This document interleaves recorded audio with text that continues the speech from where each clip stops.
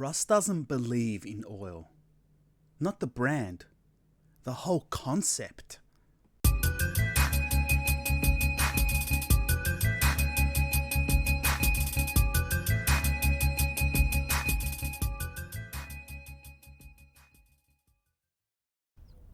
He was already mid-rant when I sat down. Half a sandwich in one hand, phone in the other.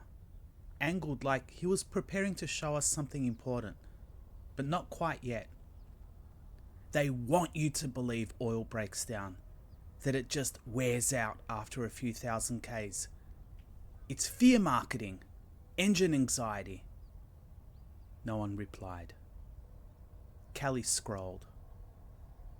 Ash stirred his rice like it might confess something. Ben caught my eye. Not panic, just confirmation. We're doing this again. We'd been through it before. Last month it was tire pressure. Before that, windscreen fluid. The man has range. Ross took a long sip from a reusable bottle filled with something green and opaque. Looked like melted herbs. Possibly regret. You ever actually seen oil go bad? He asked, now facing me. With your own eyes? I unwrapped my sandwich. Didn't answer. He nodded anyway, satisfied. Exactly. They scare you with these technical terms: viscosity loss, sludge, thermal breakdown. Makes it sound like chemical warfare. But it's just marketing. Big lubricant needs compliant drivers. Ash gave the sort of exhale you say for peak stupidity. I mean, what even is recommended servicing? Recommended by who? The people who want to profit from you, that's who. Ben peeled back the lid of his yogurt with clinical precision. Ross shifted forward in his chair. Think about it. The first car didn't need synthetic oil, and the Wright brothers, they flew entire aircraft engines. No additives, no scheduled maintenance, just mechanical harmony. Ash looked up, already tired. They flew for 12 seconds. Exactly, Ross nodded. 12 seconds, without any breakdowns. Makes you wonder if we've actually improved anything or just made engines more dependent. So you think maintenance causes failure? Kelly said, not looking up. No, he said more softly. I think maintenance creates dependency. You start interfering with the system. It forgets how to regulate itself. Like with antibiotics or fluoride. Ben slowly stood, took his keys, and walked to the bin. He didn't drive to work. He just needed to move. Ross pulled up a video. A ute in the middle of a paddock, bonnet open, heat shimmer rising. Paused frame. This bloke drove Wagga to Perth. No oil, no coolant, just rainwater, throttle discipline, and trust. Still turned over when he got there. Ash stood, walked to the sink. Didn't it catch fire? Kelly asked.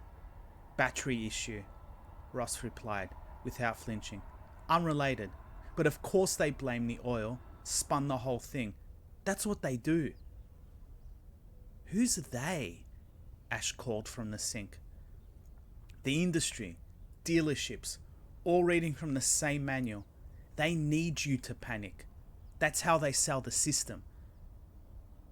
Ash came back and sat down. You honestly believe there's a global conspiracy to make you change your oil? I'm just asking questions, Ross said calmly. Doing my own research. There's a whole community out there. Independent mechanics, engineers, real drivers who look past the propaganda. Once you see it, you can't unsee it. Where do they gather? Kelly asked, deadpan. Telegram mostly, some Facebook groups. We track what they won't publish, gasket failures, seal ruptures, oil-related injuries. It's all out there if you're willing to look. Ben had returned, now holding his yogurt again like it might solve the problem. You think oil changes cause injuries? Ash asked. To the engine? Ross clarified. All this tampering, it's corrosive, but you'll never hear that from the people pushing the safe and effective line. There it was, said like a spell, or a slur. Kelly finally looked up. You once sealed your oil plug with a glue stick. Ross nodded. And it held. That's what people don't understand. Engines adapt. They're built to survive. The interference is what kills them. Ash closed the lunch container. You do remember your engine cut out last month. Sensor misread. It happens. And the smoke? Evaporation. Totally normal. And the fire? Totally unrelated. No one responded. Outside, through the break room window, Ross's Subaru sat slanted over a concrete parking slab. Bonnet buckled. Mirror, tape. Tires soft like an overripe pear. An oil stain underneath, wide and unapologetic.